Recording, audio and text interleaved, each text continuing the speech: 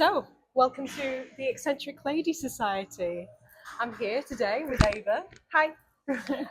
So, Ava runs a lot of different projects. Can you introduce a few of them? Give people a sense of what you do. Hi, I'm her, or Ava is my legal name. I do quite a lot. So I have a business in Blackpool called A.L.M.O.R.A. It all gets a bit confusing, to be honest, because I'm her, this is her brand. I'm also part of a DJ collective called Her House, which is really fun. We do quite a lot of cool stuff. We play like disco and house, and we have a residency every Saturday in Oscars, which is a show. It's like an immersive, interactive show party experience, which is... I'm going tomorrow night, actually. Oh, yeah. Oh, that's really exciting. I'll see you there, babes. See you there. What else do I do? It's always hard. Whenever anyone asks me to like talk about what I do, I'm like overwhelmed. Overwhelmed. Things. I don't know which one. So yeah, I have a business. I'm part of a DJ collective. I am a model. Yeah, that's it really. I would say like I'd introduce myself as a creative because I just do little bits of everything. Well, really. I don't think there'd be a better descriptor of what you do. Because Yeah. everything you do, every single decision you make every day is creative. Yeah. Everything. If someone said like, "What do you do for work?" I'd just have to say I'm a creative because yeah, I'm one of those people. I like dip my fingers in a lot of pies because I get bored easily. So I'm Yeah. like, I'm gonna open a shop today, and then tomorrow I'm like, oh, I'm gonna go and do a show, and then tomorrow I'll be doing. I can't stick to one thing for more than 5 minutes, but it works because. Well, every time you do something, you're truly passionate about it. You can Yeah. guarantee the passion, Yeah, the fire. absolutely. There's a lot of fire in my belly.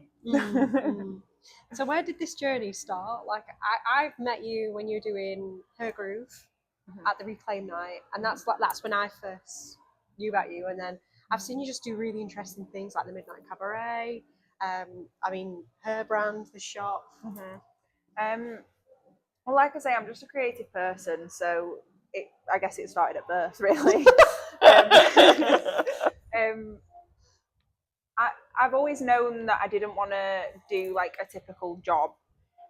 So when I left school, I went to college and I did theatrical hair and media makeup, and I guess that's sort of where it started because since I was 16, I've been in and out of like working bar jobs and all different ways of like making money. But I've always been pushing mainly for that, for like my beauty side of things, because I thought like that's where. And then when I met my partner Sophie, coming up to 5 years ago, she is really, really into music. Absolutely loves music. Yeah. We're both really into music. We both love house music, and my sister loved house music. My sister's wife loved house music. So we just kind of became this little like group of four, like we're Sapphic sisters, always vibing together, going to music events together and stuff. And then the love of music just sort of grew until we were like, let's do something with this. So we started DJing, and that like really quickly took off, to be honest. And it was the Reclaim nights that we started with. We started doing the gigs there, and it's just quickly taken off. And I think that's been like a really nice thing in networking because we meet a lot of people through that. And like I say, while all that was going on, I was really focused on building like my beauty business. So then about a year ago, we opened our first shop in here, which was in that one across from us. And that's like where things started to really take off, because we opened that with the idea of it being like a salon, because I do lashes, makeup, brows, and then Sophie does tooth gems. So we were like, right, okay, well, let's open that. We can have a little salon, we can do our beauty treatments, but then it's got a little shop front, so we can maybe sell some, we can like buy and sell some nice stuff that we like. So that'll be fun. So we did that. And then being in my own space where I get to sit and do what I want for work, I got really, really into making things, which if I think back to like my childhood, which is why I say it started at birth, really, like other kids were playing on Nintendos or on YouTube or out in the streets playing or whatever, I was literally constantly sat with my craft box just like making stuff. Always making stuff. My bedroom was just covered in glitter at all times. Like I've always been like that. The candle keeps tipping over. To be fair though, it's making a really nice effect because you can see it's all like dribbling. So yeah, so when I got my own space where I could just sit and be there all day, like I started making more, and the hats is like my thing. I make big, quirky, funky hats, which started. We were going to Pride a couple of years ago, and I was like, I really want an over the top hat. Yeah. And there's a brand called Hat and Spicy, and the hats are incredible. Have you got any of your favourite hats here? Yeah. These let me grab. I don't know if you can. This one is like, this is the moment, really. That is the moment. You'll have to put her on your head because I've got a ponytail. I'm gonna go off. I'm gonna work it, girl. If you can see, there's lots of little like feathers. It's lovely. It's really nice. And you made this all yourself? Yeah. So that's crazy.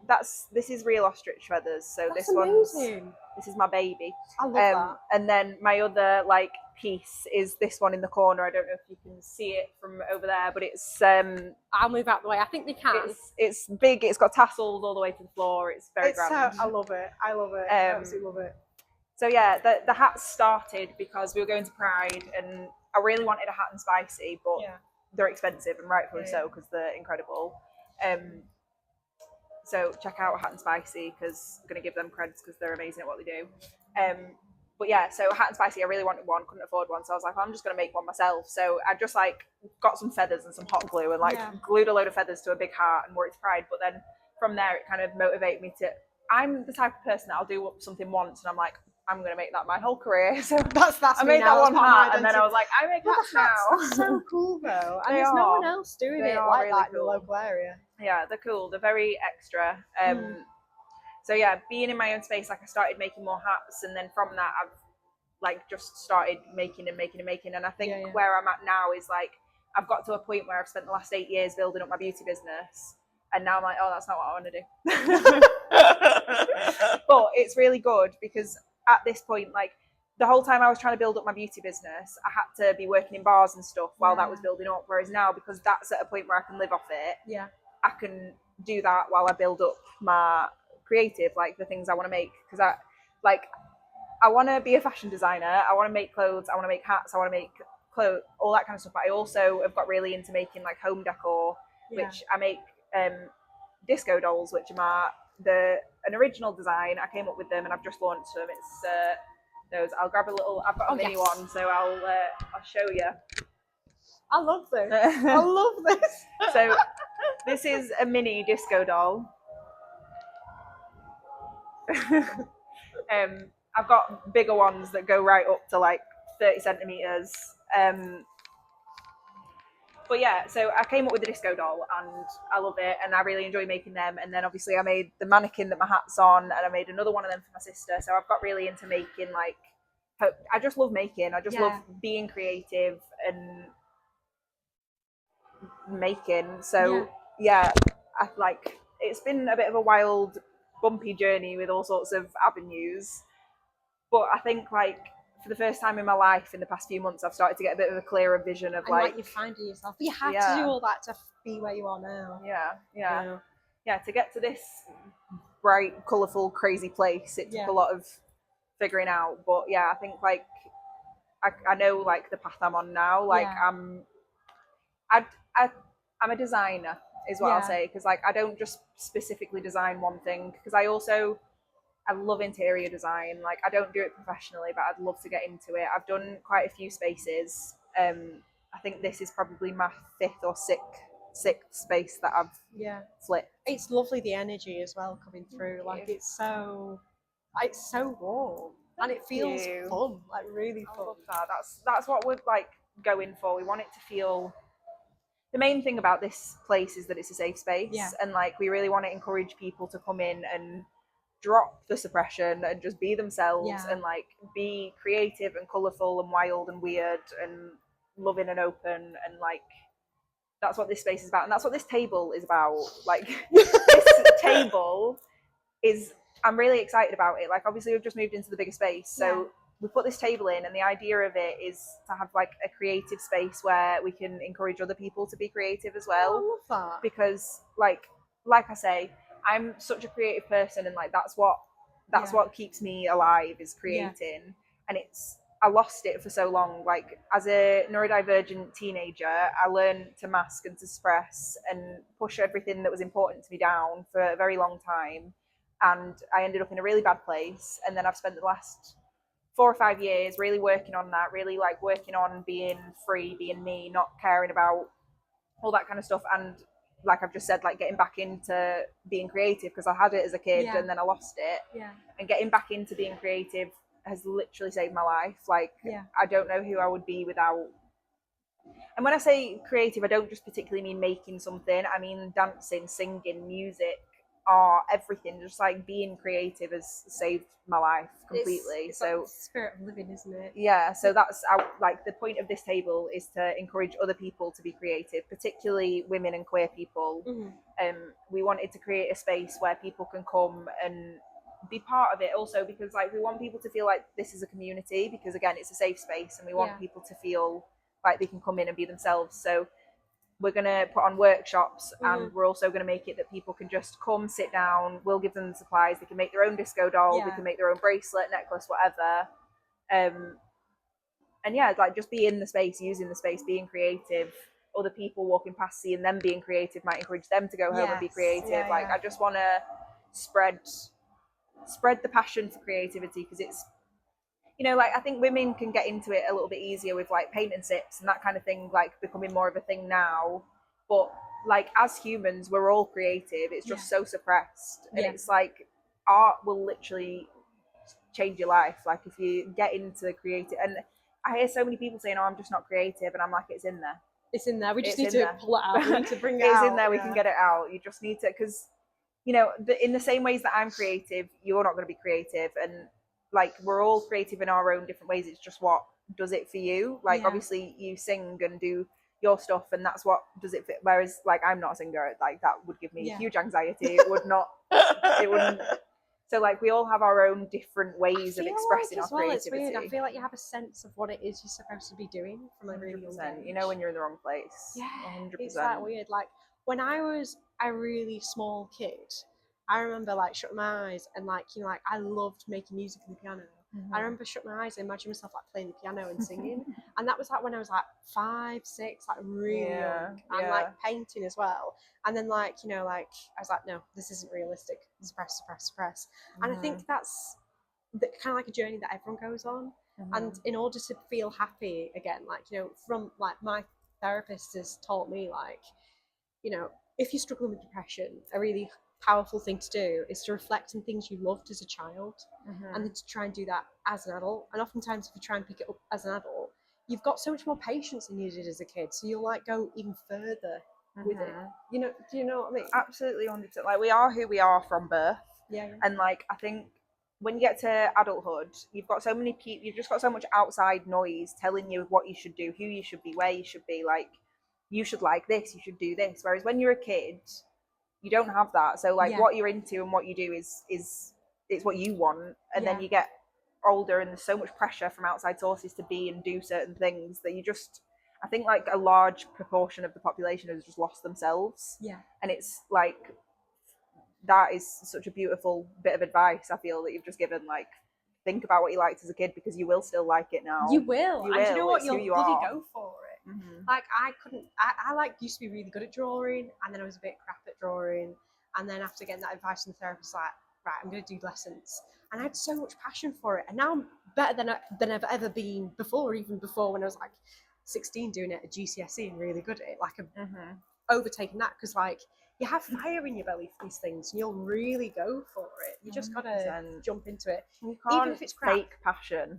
Even if it's crap, you just gotta take the first step. 100%. 100%. It's like you can go into a job and they can train you as in depth as they want to train you, but if you don't have the passion for it, it's never going to be what they want it to be, because it's not, you don't want it that same way. Like, and that thing of, you know, you'll know when you're in the wrong place. You absolutely will know, even if you enjoy it, but it's not like, I really believe that as humans we all have like a path that we're supposed to be on, and like everything happens for a reason, and we're all, you know, like things are meant for us and they will find us no matter how much we try. You get hints in it and gut instincts, but it's the mystery. But you're like, I don't know why, I just feel like this isn't right, or this is right. Intuition's an incredible thing. Like if you're in the wrong place, you'll know.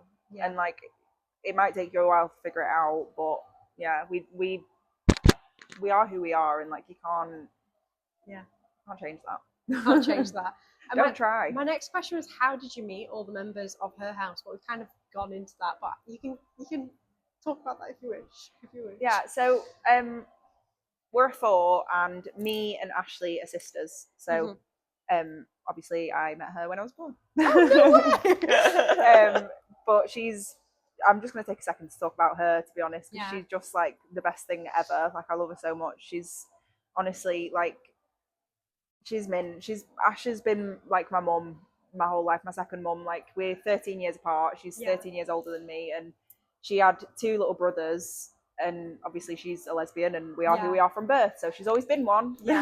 So that just didn't quite it for her, and then she got a little sister when she was 13, and that was like the best thing ever for her at the time. So then she just like really like took to being with me all the time. And you know, my mum had a business, and my dad was in the fire service, and my three cousins were with us all the time. So like the household was really busy. Everyone was neurodivergent, but unaware of that. So it was just really chaotic. But like my sister was just like my solid. Like, she was always, she's just mint. So, and growing up, you know, obviously we could have like drifted and stuff, but we're so lucky to have so much in common and just be like who we are, and so harmonious. I feel like your path you've taken in life is so individual as well. Like, it's really important that you have someone like that in your life who can really back you in whatever you're doing. And really I'm so lucky. Like, I feel like part of the reason that I get to live so loudly and I get to just be me, like I'm queer, I'm a lesbian, I'm neurodivergent, I'm an absolute weirdo, but like hence the Eccentric Lady Society. Like, and I love other weird women. Like, weird women are the best breed of women. We are. We're just like, there's so much to us. We're not boring. It's mint. But I'm so lucky, and I think like the reason I get to be that is because she's been that my whole life, and she's just always like encouraged me to be me and to not suppress and to not mask. Divas. We Absolutely, love to see it. yeah, it's the best. So Ashley met Sam when I was about 11. So Sam's been in my life since I can remember. Like, she is also very much my sister, and I love her with my whole heart. And again, just so lucky. Like, we've all got so much in common. We're all dancers. We all love music. And then I met Sophie 5 years ago, and again, she came into it absolutely. Sophie's a funny one, because when I met her, like, she absolutely loves music. It's her absolute whole entire everything. She loves music. But she was like, you know, she was the kid on the park, like drinking and smoking and chilling with her mates, like, whereas I was like the musical theatre kid who was always dancing and stuff. So when we met, Sophie had never stepped foot on a stage, never even thought about stepping foot on a stage. And about 6 months in, we were like, we need someone to play the Ghost of Christmas Past in this show that we're doing. So can you do it? And she was like, yeah, whatever. And literally, first time ever on stage as an adult, she's in a white gown with a mask on, white hair, crawling around on the floor 0 to 100. What was the song? Tiptoe, tiptoe through the window. Yeah. To that, like, just ridiculous, so camp, so funny. That's so funny. And like, she just like dived in head first, because like she's just also been like, so we're just really lucky. Like, we're sisters, and then it's both of our wives, and we're just so lucky. It's just the most divine thing ever. Like, we've got so much in common. We're all into this beautiful stuff. So that's how we all met, and then the love of music just turned into like, let's do something with this. I love that. Yeah, there's so much energy when you guys perform as well. It's so fun. Like, you're one of those like DJ sets where I feel like if I dance, I'm dancing. I'm letting loose. I'm like, I'm doing all the moves. That is what we want. Absolutely. I love that. I think that like comes from just us loving each other so much as well. Yeah, like, it radiates out, doesn't having it? so much chemistry. Like, because I think like when we were on stage as well, obviously we play, and then we're all dancing. So we're in and out, like mixing. Someone will come mix, someone will go dance, whatever. Mm-hmm. And we're not always like particularly that professional on stage. Do you know what I mean? Like, it's not like we will stand and have a bit of a chat or whatever, but it kind of just works without it looking like, what are you doing? Like, you're on stage. Because it's just like, I feel like we just bring like a vibe of like, we're having a good time, so you're having a good time. Yeah. Do you know what I mean? Like, because even if we are just, because we are like, when we're playing, when we're partying, we're part of the party. Like, we want to be in it with you. So we'll get into it with you, and like, yeah, it's I think, yeah, it's just love, isn't it? Like because we all love each other so much, that radiates, and then we feel it back from whatever audience we're playing to, and then it just sort of circulates the room. Perpetual and cycle, yeah, raises the vibrations. Yeah, it's beautiful. So you've got such a distinct aesthetic and I love it. What's your biggest fashion inspirations? Where does that come from? I actually, like, this is a really funny question because fashion is literally like my life. Like, I love fashion so much. I want to be a fashion designer. Like, I sell clothes. Like, I love fashion. But I wouldn't say I actually particularly have fashion inspiration. Yeah. Like, my style is very how I feel that day. Yeah. And that's been a bit of an issue in itself because it's like I'll buy a whole wardrobe and then I'm like, I just don't like any of it because that was yesterday, and I'm different today. I've changed. But like fashion inspirations, I literally couldn't even really like name anyone that I particularly look up to in terms of fashion. I like piecing things together. Like I like you don't want to be boxed off that much because it stifles your creativity. Yeah, I think it's just creativeness. Like that is my fashion inspiration because it kind of, the way that I work when I'm picking an outfit is the same way I work in the way of like decorating a room. Yeah. Like I get one idea in my head and then everything builds off that. So like I'll wake up in the morning and I'll scan my wardrobe and I'm like, right, what jumps out at me? And then say it's a top that jumps out at me, then I'm like, right, okay, what would be cute with the top? And then what other little pieces can go with it? So it's all sort of built off that one item. And it'd be the same if I was like decorating a room. I'd like say I had this table. I'm like, right, okay, what can I put with pink leopard print? What colours are going to look cute? Like everything starts from like one idea. Grows out. It's like you've got all the associations with that, and you've got the associations with that. It's like growing like a tree. Yeah. Yeah. Yeah. So no particular like fashion icons. What I just love the Midnight Cabaret though, because that's very distinctive. It is. It's a very distinctive style. Sorry to interrupt. No, that's okay. Yeah, with the show, like the theme of it is like 1920s. But obviously we're not actually in the 1920s. We're in the 2020s. Yeah. And we're very queer. So it's like, for me, I'm just trying to take that authentic 1920s, but turn it into like modern queer, if that makes sense. Yeah. So like, like I've had my costume last season was completely different from my costume this season. Like last season I was in lingerie, little drag wig, heels, and then this season I was like, I don't want to do heels this season, so I've done trousers, I've got like a pearl body piece, I've got a long ponytail. So I really like to, actually, I'd say that quite a big thing in terms of fashion for me is fluidity. Like masculine and feminine energy in clothes. Like my day-to-day vibe is very like kind of what's in fashion at the minute. Yeah. Standard, you know, like baggy jeans or baggy joggers, a hoodie. Like I'm quite I guess I'd say that's my more like masculine energy in terms of clothes. But then when it comes to the nighttime, I'll put on like a little tiny mini skirt and I love that. a couple of like X's over my nips and some big heels. Do you know what I mean? Like I'm very fluid with my style, and that's a big thing in the show for me, particularly this season. Like my costume, I've done flats and trousers, and I wear a mustache. Yeah. But then I also want to keep it like hyper femme, so I've got like big puffy sleeves and the pearls and like big dramatic makeup. So it's like really fluid because like I think when I say like I'm a different person all the time in terms of like my style and what I want to wear and stuff, it's just like fluidity. It's like how I feel that day. Like, do I want to be super femme today? Do I want to be a little bit more mask today? Like, where does my energy sit in terms of that? And sometimes it can change like throughout the day, and then I'm like, oh god, I need something pink and fluffy. Yeah. No, I get that. I really do. I feel like it channels different energies into your life. I feel like if you're wearing like trousers and you're more of like a sort of go-getting outfit. Like I feel like my aura is different when I have my hair down to when I have it up. Absolutely. You know. Absolutely. Like I had a shaved head up until last year, so like getting around with a shaved head, and again like with the fluidity thing like that, I'd be in like a super femme outfit and then I've got a shaved head, so it's just like, but I love that. Yeah, like having those different sorts of like energies, it reflects reflects it in your aura and just like your whole being, like it, because it makes you feel powerful, I guess. Yeah. Like if you put on a power suit, you feel powerful in a power suit. Yeah. And it's this, I think it's the same like if you put on a tiny little mini skirt and it's like, well, I feel good in this. Like it's just whatever makes you feel like empowered that day. What's interesting as well is I feel like sometimes when there's a hyper femininity in your outfit and you look really attractive in a very feminine way, people don't talk about it, but there's a real power in that, I think, as well. Like when you're like being in your feminine is really powerful. Absolutely. Just as powerful, I'd say that actually just as powerful, the like dressing really masculine and dressing really feminine.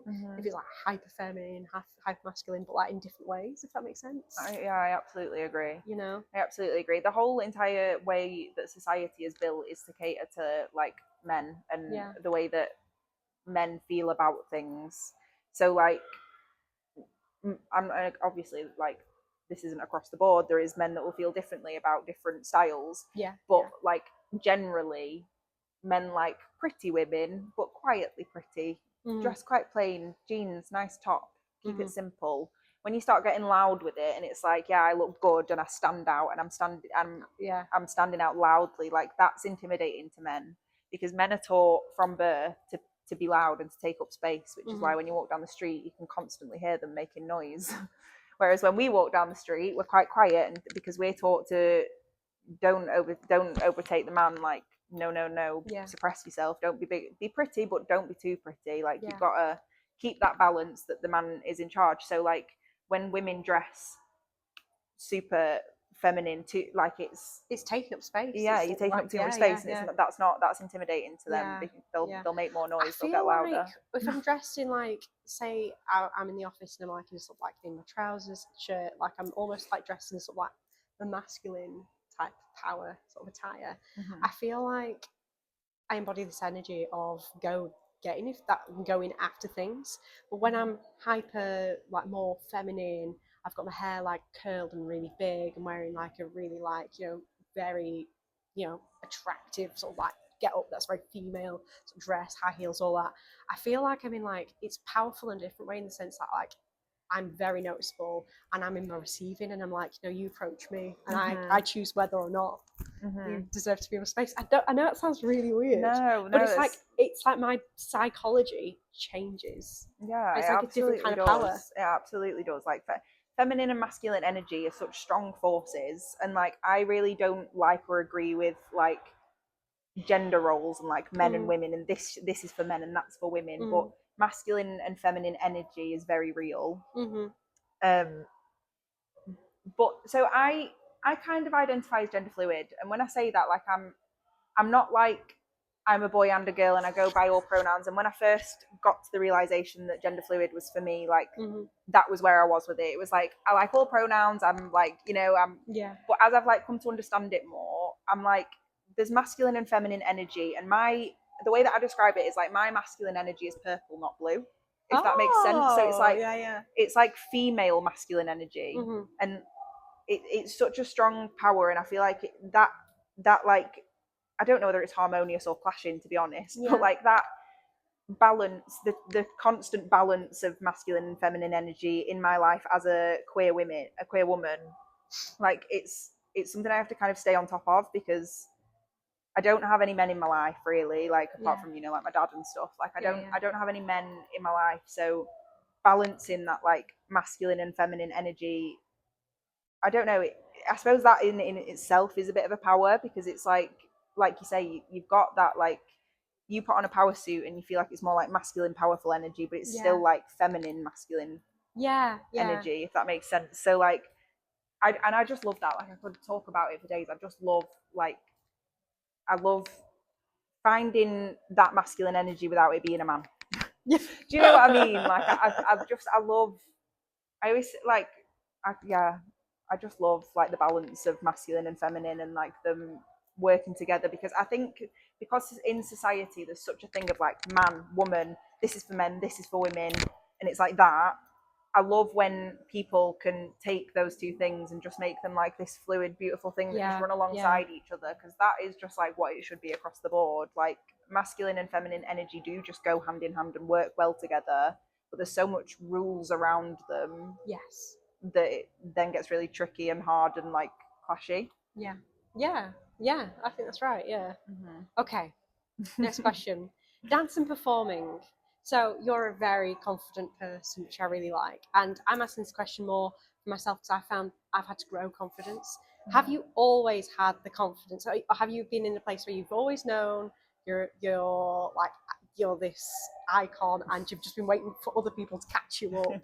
Or have you been like, or has it like sort of like grown and you've sort of like found yourself, you're a bit insecure at the start and then you've like, no, and you've like grown it? Because you are so confident. It's really inspiring. Thank you. That's so lovely. I don't know. Like, I think when I was a kid, I was really like when I was dead little, I was really outgoing. I'd chat to anyone, and then this is so. I thought I spoke to Sophie about this quite a lot. Like, I really specifically remember where my social anxiety came from. And you would think that knowing where it comes from, you'd be able to get over it a bit easier, but Yeah. no.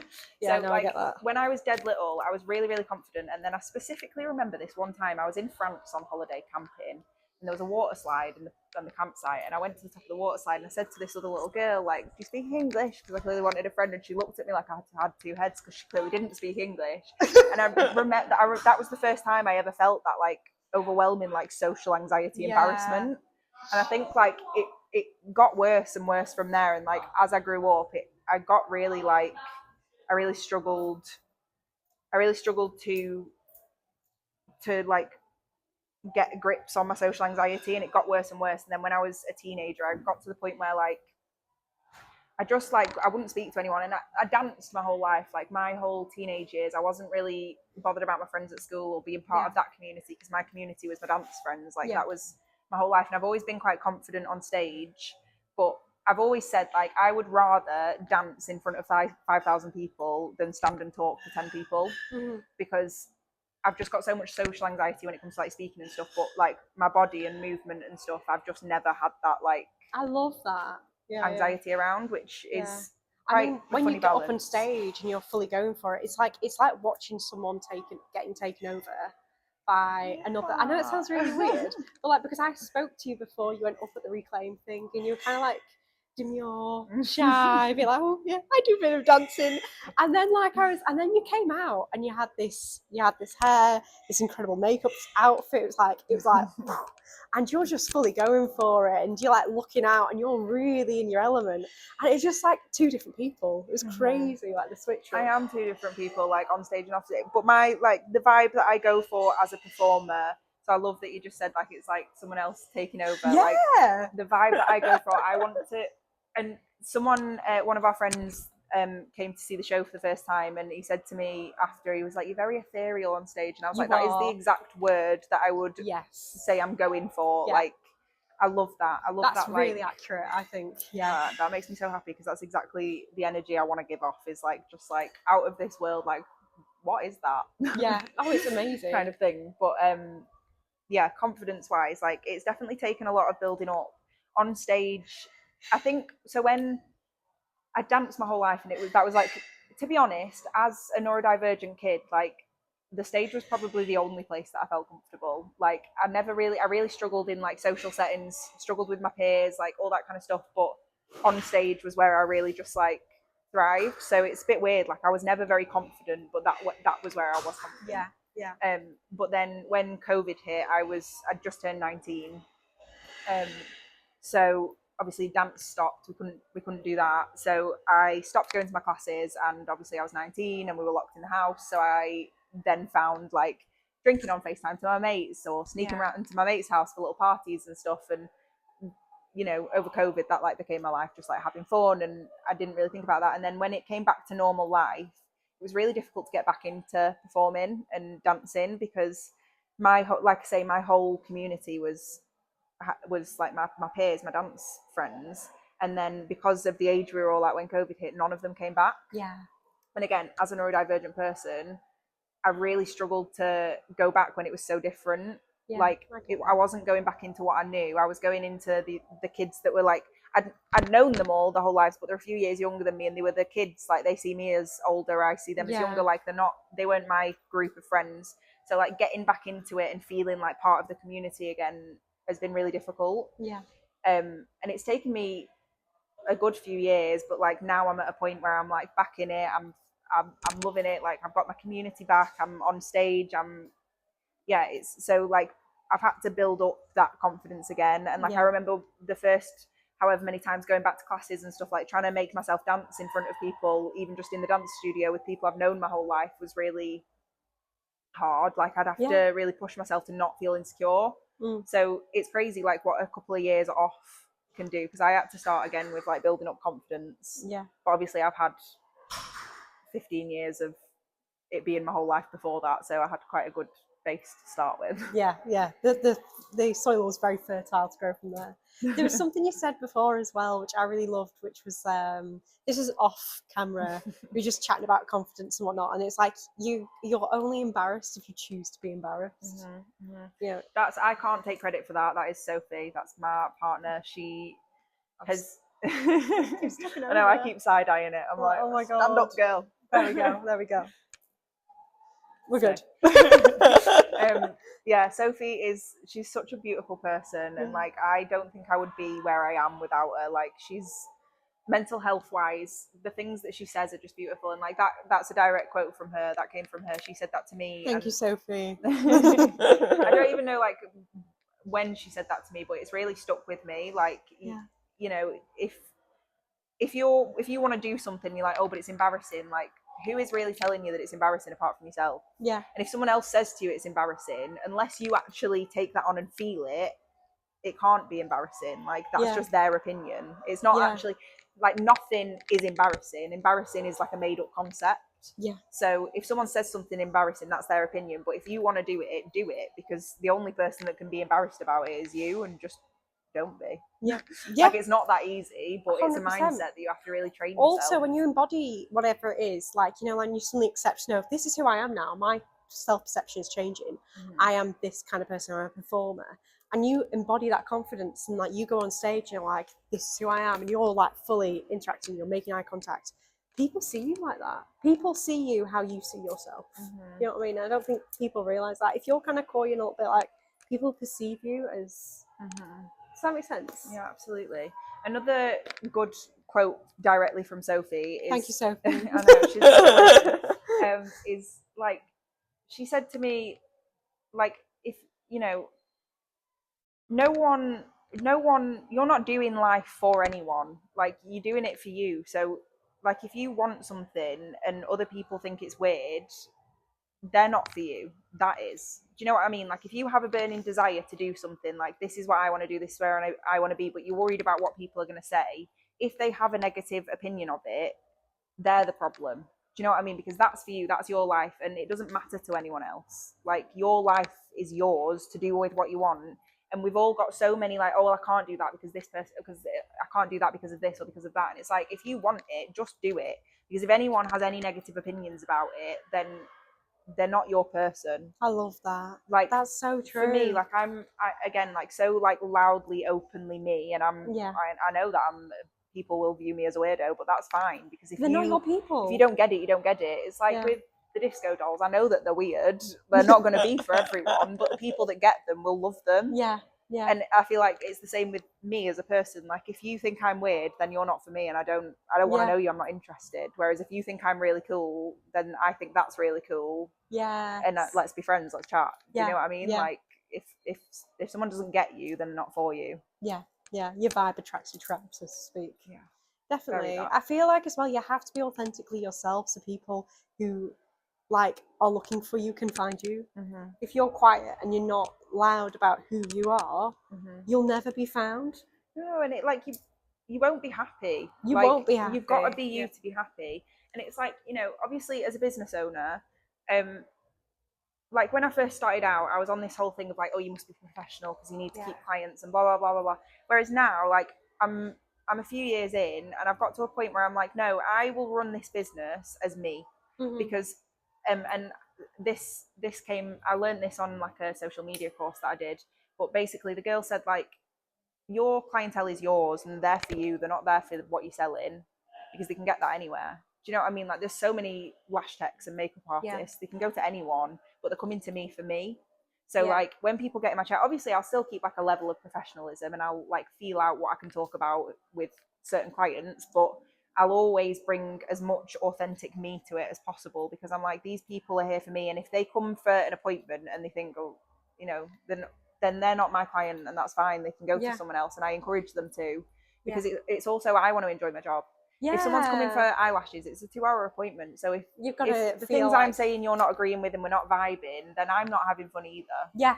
So like, as much as I want to make money, I want to make money from my people. Obviously, like, I've got this big colourful shop full of weird things in the middle of Blackpool town centre. Like, how many times a day I hear, usually men, or not even, actually I can't even say that, because a lot of the time it's usually like middle-aged. No, it's not actually. Like, it's just a lot of people of a lot of different ages and genders, and walking past and being like, oh, what is that, and I'm like, I just don't even get offended by it anymore. Like, at first I was a bit like, oh, they think my stuff's weird, but now I'm like, well, I think you're weird. Yeah, I think it's very not open-minded, very not alternative people. Yeah, if you don't get it, you don't get it, and that's okay. That's all right. I don't get football. Yeah, I don't get football. I do not understand football. I don't get darts. I don't get football. There's lots of things that I just don't understand. Like, but we get the disco dolls. We get the disco dolls. Right. Okay. So you do loads of different things, and I think that leads quite nicely to it. So we've got the disco dolls, we've got the hats, we've got the lashes. What else do you do? Because I know there's a lot, and I want to cover it. So in here, I do eyelashes, I do makeup, and I do eyebrows, and then I make everything. So it started out with the hats, which I love, and I do all different sorts of hats. So I do like caps, and I mainly upcycle. I don't make hats from scratch. I take pre-loved hats and I make them really cool. So yeah, hats, and then I've started branching out into other accessories. Like, I've started upcycling like bags, I love that, ties and belts and that kind of thing. I'm currently at college learning to sew, because I want to be able to upcycle and make clothes. Nice. I feel like that'd be a really good path for you to take as well. Yeah. Because you do have a natural eye for fashion. Sorry to interrupt, but like... Yeah, no, I love fashion. I'm excited. I think, to be honest, more though, like, I want to upcycle clothes rather than make clothes from scratch. Like, I love the idea of like taking bits from this one and putting them all together, and like salvaging garments that are going to go in the bin and being like, it's got a big stain on it, but it's fine, we'll just make something else out of it. Yeah. Which is really creative as well, because you like taking, you know, when you were saying about how you pick out the table and then you think about connections to that, you'd have one garment and you're like, it's giving this sort of energy, and so I'm going to make it even more 1950s or even more whatever, glittery, whatever. Yeah. You know? Yeah. I just love like making things that are already nicer. Yeah. But like, I think that's why I also, another thing that I do is drag. I'm a drag performer, and I think that's why drag works so well and comes so naturally to me, because I can, and this is like a very old school like thing about drag and the queer community and stuff. I can, rather than being like, right, okay, I need a new outfit for a show, so I'm going to spend £300 and get a dressmaker to make me a gown. Yeah. I'm like, right, okay, what have I got? Right, okay, I've got that swimming costume, and I've got that leg warmer, and I've got some pearls, so I'm going to stick that to that, and I'm going to make that, and then that's going to, do you know what I mean? Like, I love that. It's so creative. It's like we were going somewhere and I was in drag, and I was like, this just really needs some gloves. I need some gloves for this. So I just got some leg warmers and stuck some pearls to it and like brought it down, and like I can make shift. Yeah. Where there's a will, there's a way. And if I want, I'm very determined. If there's something that I want, I'll just make shift it. I'm a DIY queen. I love that. I love that. Proper it's DIY also queen. very eco-friendly. Yeah. Very proper eco-friendly. DIY queen. I've just built a whole business off being a DIY queen. So yeah, I do all of those things. I do drag, which my drag's kind of a bit of a standstill at the minute, because I started at Funny Girls and I loved it. I worked behind the bar, and then I worked up to the stage and I did the Funny Girls show. Loved doing that. But then when I finished doing the show, it was like, right, okay, I can go back to doing the bar. But like, once you've done the show, I didn't want to do the bar anymore. I can imagine. But because we're in Blackpool, and Blackpool's such a, you know, Blackpool likes its like typical British cabaret comedy queens. Yes. Whereas I'm not. Like, I'm more of like I'm a dancer. I'm not a comedy queen. I don't want to speak on a mic. I want to dance. So I'm like, Midnight Cabaret Club is mainly where I do drag at the minute, but it's hard to find venues that don't expect you to speak. I feel like you have this aura when you perform as well. Like the way you present yourself is so magnificent. Like it's really big, bold. The outfit's it's very, it gives, it's like I don't know. I'm in my mind I'm thinking Beyonce. I know it's not Beyonce, but like it's so the beauty is the outfits, and the whole, when you like losing yourself to the dance, it's stunning. It's really beautiful to watch. Thank you. Which is a different kind of like, you get transfixed by it. It's not like you're laughing or like, haha. It's like you're like, wow, I'm literally watching art. It's like, I feel like the thing for you is like your style of drag. I mean, like, you know, my uncle does drag. I mean, that's kind of like, you got mentioned when I was chatting to my uncle and auntie and stuff, and they're like, oh, it was really nice, which is like part of the reason why I approached you. You've been vetted by my family. But like, the thing I love about your style of drag is it's not like normal kind of drag. It's like, it's really artistic. It's like it's like art mixed with drag. You know, like how Lady Gaga, she does electro pop music, but it's mixed with art. It's art pop. I feel like you do art. If we were drag. going back to the like inspiration question, Lady Gaga, she's not particularly a style icon, but Lady Gaga, I'm so happy you just mentioned her, because she's like she is my icon. She's my, since I like literally since I was a kid, I've always been, and I think it's just because she's just so like, she's so queer, like she's so herself, and so, you know, like the meat dress in 2010, like back in the day when none of that, like no queerness, no like loudness, extraness, and she turned up in a meat dress. Like, I love that. She's just such an icon. Like she just knows how to just live and not care about what people think or what people say. And I like, yeah, she's absolutely my icon always. But yeah, I say drag performer, but I've no, it's past. I'm sorry, I keep wanting to sneeze and I haven't got tissues. I'm just like, right, carry on, sorry. I'll get one of them and a little flip feather thing. But yeah, like I say drag performer, but I usually refer to myself as drag artist, because like you've just said, like my drag, it's not typical like British comedy drag. Like my drag is more about the art side of it, it being an art form and a way of like expressing my creative things. Like the reason that I got into drag is because I'm gay. I love fashion, I love makeup, I love performance, so it just felt like one way of like putting everything that I love together and doing that. So that's like how I got into drag. And yeah, so I love drag. So I do drag, I DJ with Her House, part of the collective. We've had a really good start, to be honest. Like we started doing the bootleg gigs, and then very, very quickly we got booked to play the support at Living Festival. That's really amazing. So we were like, I think it was 2 years ago, we were in between all of the acts that were doing Living Festival for the full 5 days. So like that was really cool. That's next level. That was really cool. Oh my God. God. And that was like one of our first gigs, really. That's mad. So like we've been really lucky, and then obviously like we've got the residency we do every Saturday at Oscars. We play in here quite a lot. Like we've got quite a few things. So I feel like, and like I know that if we put more energy into that, we'd do really well, because we don't put any energy into it. It's bad. But because we've got, like, the girls have got their own business, they've got multiple businesses, we've got a business, we've got this, we've got that, like we've all got so much going on that the DJing just kind of happens when it happens, when we get booked. But like if we actually like put time and effort into practicing and promoting and messaging people to try and get more, like I know that we could do really well, because like the opportunities that we've had from doing nothing is insane. Like we've done Living Festival, we've done Pride, we've had quite a lot of really cool gigs with that. So yeah, that's a big one. Obviously, like the performance side of things, I dance. I'm trying to think if there's anything else I do. I definitely have got other things that I do. As soon as we change the question, you'll be coming to more. I love, but I also hate when anyone asks me this question, because I'm like, oh God, scrambling, I don't know. And then for the next 3 hours, things will keep popping up, and I'm like, oh, I could have said that. I could have said that, because I do. Like I'm.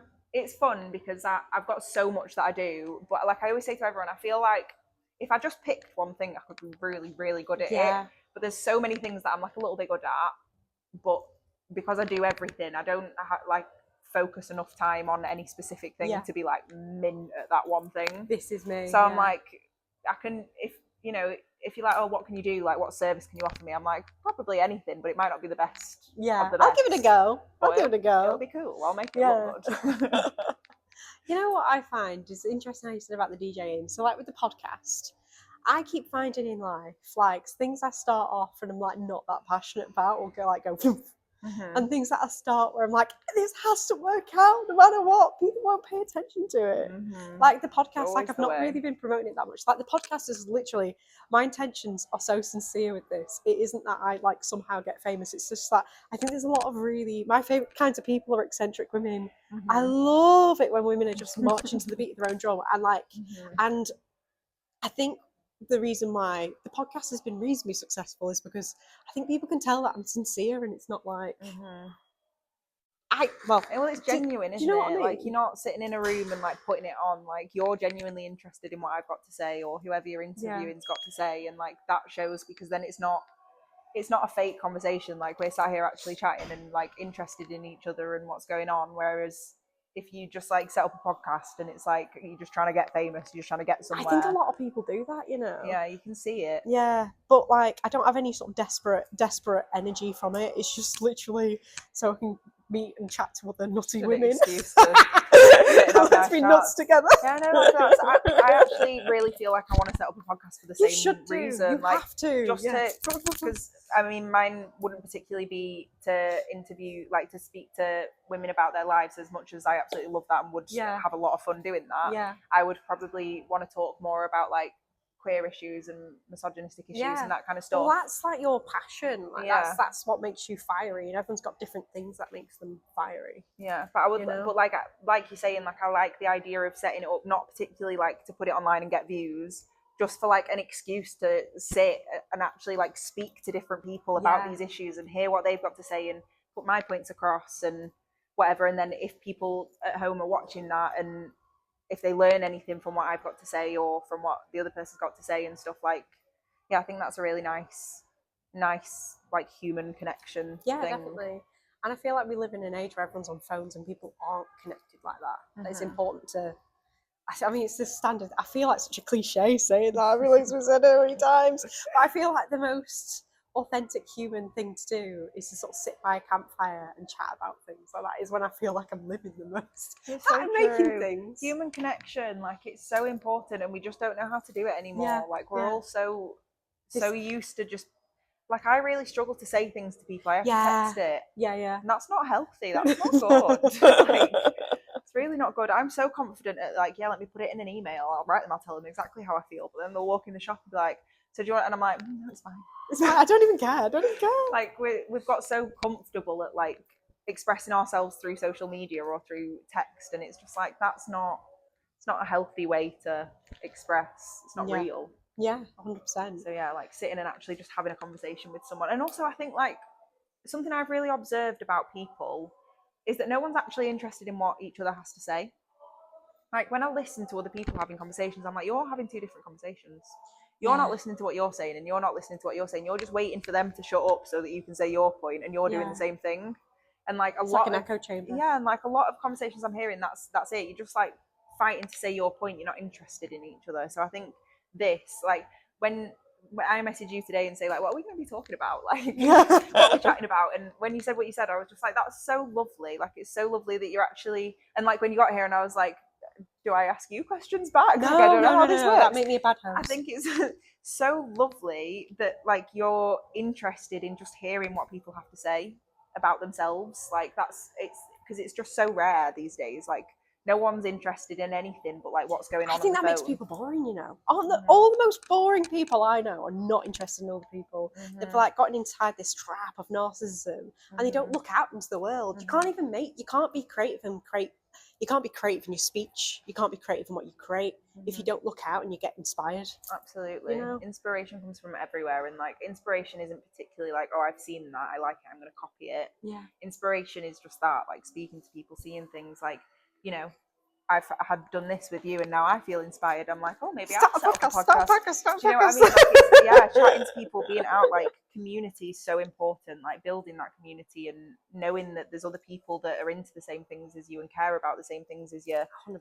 And that you can just have that basic, like, I'm talking, you're listening, you're talking, I'm listening, actual, like, connections, rather than it just being very, very surface level, like, all talking at each other about stuff that no one's actually interested in or cares about. Like, yeah, it's important to find that, like, community that you can actually connect with. Yeah, 100%. Right, okay, right. So now we're going to close off. So first thing, we've got this new shop space. It's beautiful. Have you got any plans for the shop space?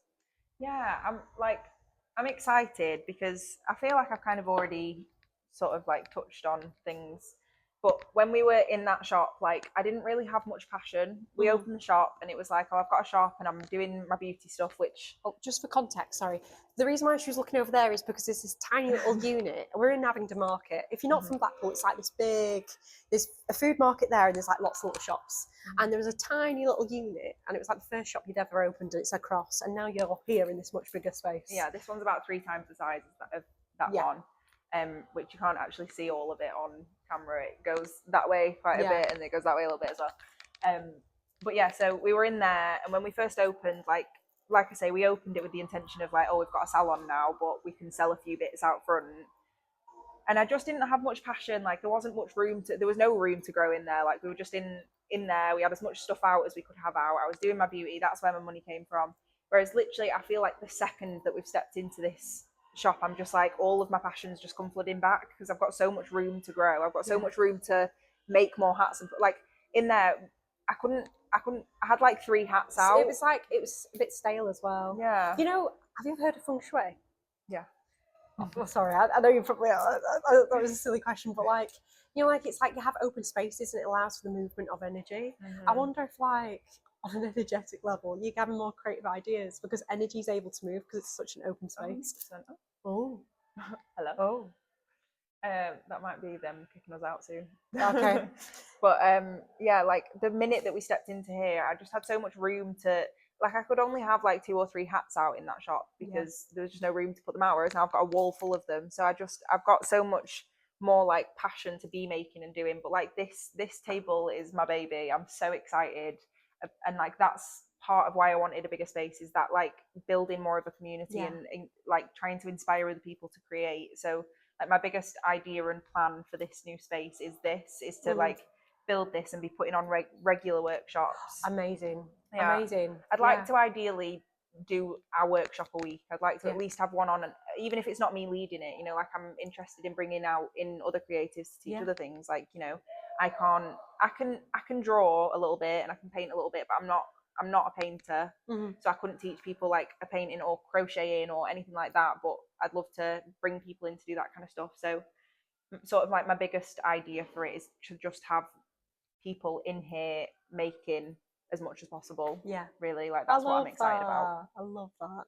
Yeah, it's exciting. I'm really excited about sharing the love because, like I say, like, it's creativity is just, it's changed my life, and it is hard to tap into it fully and to because it's just so suppressed in society, and we're all taught to push it down, but it's in all of us, and it is the most beautifully life-changing thing ever. So I just, as much as I feel like my job on the planet, I don't want kids. I'm not gonna have anyone to leave my stuff to. Like, what I want to leave to the world is, if I can inspire, like, 1 or 2 people to, like, find that creativity within themselves, or to, if I can, like, change a couple of people's views that have, like, you know, bigoted views on the queer community or the gay community, or that are racist or misogynistic, like, if I can inspire anyone to change for the better, creatively and, like, open-mindednessly,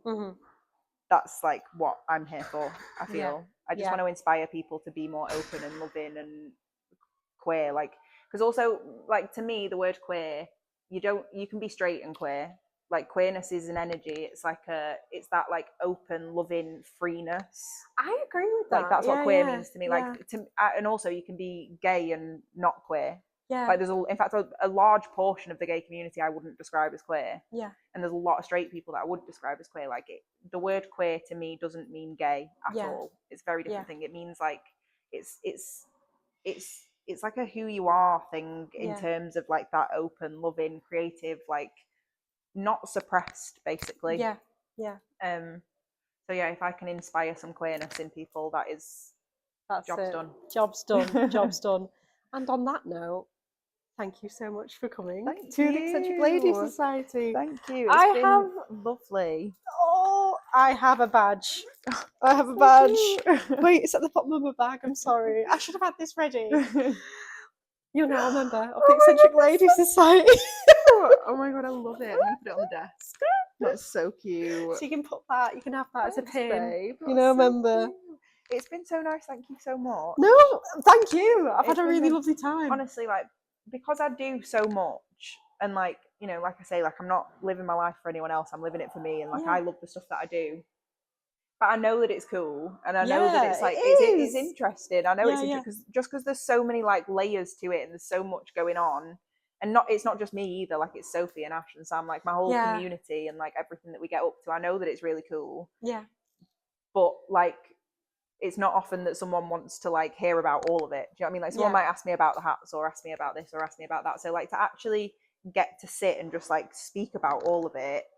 It was also like a really nice reminder for myself of just like how good life is. Yeah. Like I did that at the end of sorry, I know you've just closed off and I'm like, no, I'm gonna keep this. No.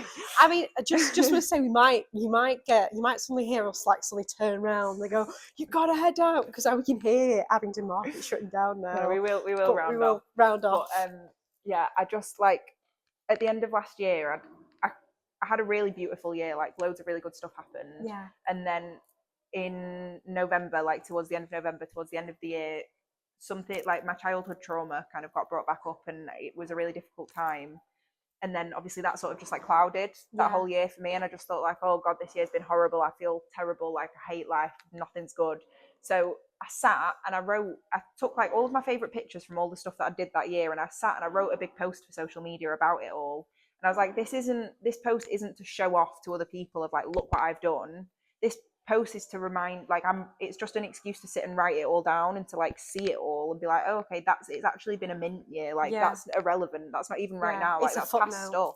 That's not relevant to right now, like this year that I've just had, that's what's relevant. And honestly, like sitting and writing that post, it made such a big difference to like my general mental health in that moment and going forward. So yeah, thank you so much for taking the time to be interested in my life, because it's really nice to really nice to say it out loud and remind myself of how mint it is.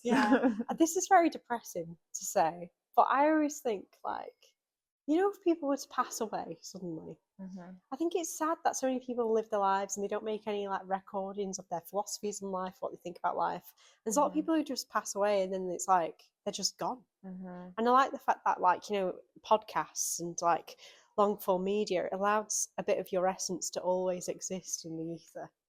I know it sounds like a really weird thing to say. I've never even thought about that, but that's like a really good point, because obviously like the way that society is built and the way that we're all taught to behave is that like your legacy is your children. Like I just said, I'm not having children, I don't have a legacy.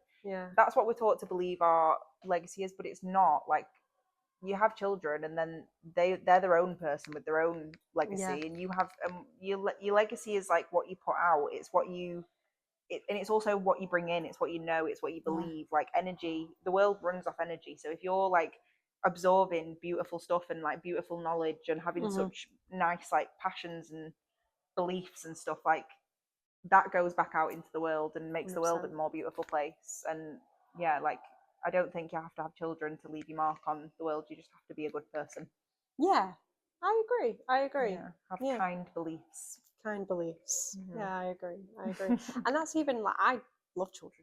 I'd really like I'm wanting to do as much of the music and the art as possible, because I do eventually want to have children. I know it's going to be harder to do that, but I even agree with that. I think I think it's dangerous for women to establish their personal value on their ability to conceive offspring, because you're a lot Absolutely. more than It's that. literally all we're taught to believe is Yeah. that like that's all we're good for. Yeah, yeah. That's literally all we're good for, and it's like It's a small part of what makes you magical and special, you know? it is. But it's so like obviously when you have a child, like you're giving up your life to someone, and my personal beliefs on it is that you should, like, if you're making the decision to have children, to me you're making the decision to give your life to that person. Like they rely on you fully. Yeah. So you have to give that to them. Completely agree. But I also think it's really, really important, but it's not talked about enough, that women, because men get to, but women don't get to have their own life.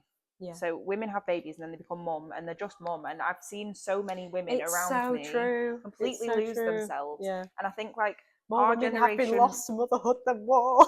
Literally, but it's so true. It's so true. And like I think our generations are getting better at like understanding that, whereas before social media was a thing and before people were talking, it was just so put on you that like you get to a certain age, you get married, you have kids, and then that's your life, you're just mum. Also, just another thing, like one of the coolest things about growing up, so my dad made stained glass windows and they were really nice.